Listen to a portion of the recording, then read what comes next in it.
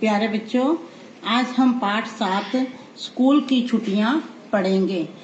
पाठ 7 स्कूल की छुट्टियां के लेखक हैं R.K. नारायण। अच्छा, सब यह पहले मुझे यह बताओ कि जब आपकी छुट्टियां होने वाली होती हैं तो आपको कितना अच्छा लगता है। ऐसे ही हम इस पाठ में एक बच्चे स्वामीनाथन की कहानी को पढ़ेंगे कि उसे भी पढ़ाई के समय में और स्कूल की छुट्टियों के समय में कैसा लगता था। अप्रैल में परीक्षाओं से 2 सप्ताह पहले स्वामीनाथन को लगने लगा कि पिताजी का मिजाज यानी स्वभाव बहुत खराब हो गया है। वे हर बात का बतंगड़ बनाने लगते हैं। जैसे उन्होंने हर बात पर उसे तंग करने लगते हैं, छोटी सी बात को बढ़ा देते हैं। तो उसे ऐसा लगता कि जैसे पिताजी ने हर बात पर उसे तंग करने का फैसला कर लिया हो। यदि वह अपनी माँ के पास बैठता तो पिताजी उसे डांट देते कि चलो उठो पढ़ाई करो। दादी से बातें करता तो पिताजी कहते कि तुम्हारी दादी इंतजार कर सकती है, परीक्षा नहीं, चलो पढ़ाई करो। उसे रात को 9 बजे तक सोने के लिए कह दिया जाता क्योंकि उसे सुबह जल्दी उठने और पढ़ने का आदेश था। यह समय उसके लिए बहुत मुश्किल समय था। एक दिन वह चिढ़ गया और अपने पिताजी से बोला कि आप परीक्षा को लेकर इतने परेशान क्यों हैं। पिताजी ने कहा, अगर तुम फेल हो गए तो। स्वामी ने कहा, मैं फेल नहीं हो सकता। परंतु पिताजी ने कहा, अच्छा मान लो तुम फेल हो गए और तुम्हारे सभी साथी पास होकर अगली कक्षा में चले गए तो सब तुम्हारा मजाक उड़ाएंगे और तुम्हें अपने से छोटी क्लास के बच्चों के साथ बैठकर वही पढ़ना, दोबारा वही क्लास करनी तुम्हें कैसे लगेगा। तब स्वामी ने एकदम से अपने दोस्तों मटर, मणि, राजम, शंकर के बारे में सोचा कि ये सब मुझे छोड़कर अगली कक्षा में चले गए और मैं फेल हो गया। तो ऐसा सोचते ही स्वामीनाथन परीक्षा की तैयारी में लग गया। अब परीक्षा के अंतिम दिन जैसे ही परीक्षा भवन से बाहर आया तो उसे बहुत अटपटा सा लगा क्योंकि बाहर कोई भी नहीं था और उसके सभी साथी अभी तक अंदर परीक्षा दे रहे थे, लेकिन उसका पेपर तो आधा घंटा पहले ही समाप्त हो चुका था। वह अपने प्रश्नों के बारे में सोचने लगा। 6 प्रश्नों में से पहले प्रश्न का उत्तर उसने संतोषजनक दिया था, यानी कि उसे बहुत अच्छी तरह से आता था और उसने बहुत अच्छी तरह से लिखा था। दूसरे के बारे में उसे संदेह था। तीसरा प्रश्न उसका ठीक था और चौथा उसका गलत था। छठा उत्तर उसके सबसे अच्छा लगा क्योंकि उस उत्तर में देने में स्वामी को केवल 1 मिनट लगा। छठे प्रश्न में पूछा गया था कि ब्राह्मण और शेर की कहानी से तुम्हें क्या शिक्षा मिलती है।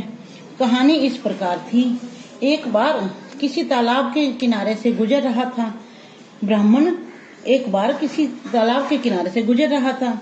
दूसरे किनारे से एक शेर ने उसे आवाज लगाई और सोने की चूड़ी देने की बात कही। ब्राह्मण ने पहले तो चूड़ी लेने से मना कर दिया, किंतु जब शेर ने अपने आप को भोला भाला और सच्चा बताया तो ब्राह्मण लालच में आ गया और लालच में आकर पानी में चलकर उसके पास चला गया। शेर ने उसी समय उस पर झपट्टा मारा और उसे खा गया।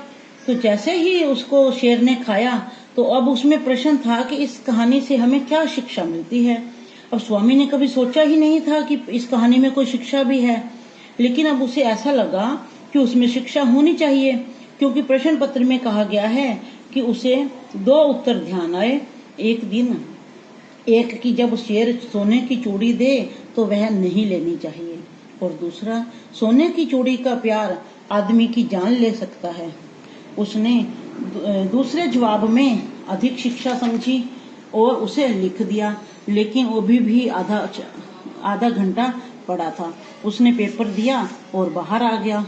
वह सोचने लगा कि दूसरे लड़के भी उसकी तरह जल्दी पेपर क्यों नहीं कर पा रहे। तभी अचानक स्कूल की घंटी बजते ही सभी बच्चे टोलियां बनाकर शोर करते हुए परीक्षा भवन से बाहर आ गए और एक दूसरे से प्रश्नों के बारे में पूछते हैं कि तुमने इसका उत्तर क्या लिखा, तुमने इसका उत्तर क्या लिखा। जैसे तुम भी एक दूसरे से पूछते हो जब तुम्हारे पेपर होते हैं, बाहर आकर कितना शोर करते हो और पूछते हो ना एक दूसरे से इसका उत्तर क्या लिखा है, तुमने इसका उत्तर क्या लिखा है। तो स्वामी और उसके दोस्त भी आपस में एक दूसरे से प्रश्न पूछने लगे।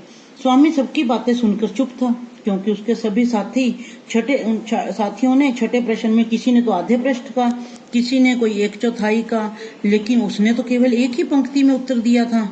तब वे एक दूसरे से कहने लगे कि कल से तो स्कूल की छुट्टियां हैं, तो कल क्या करेंगे।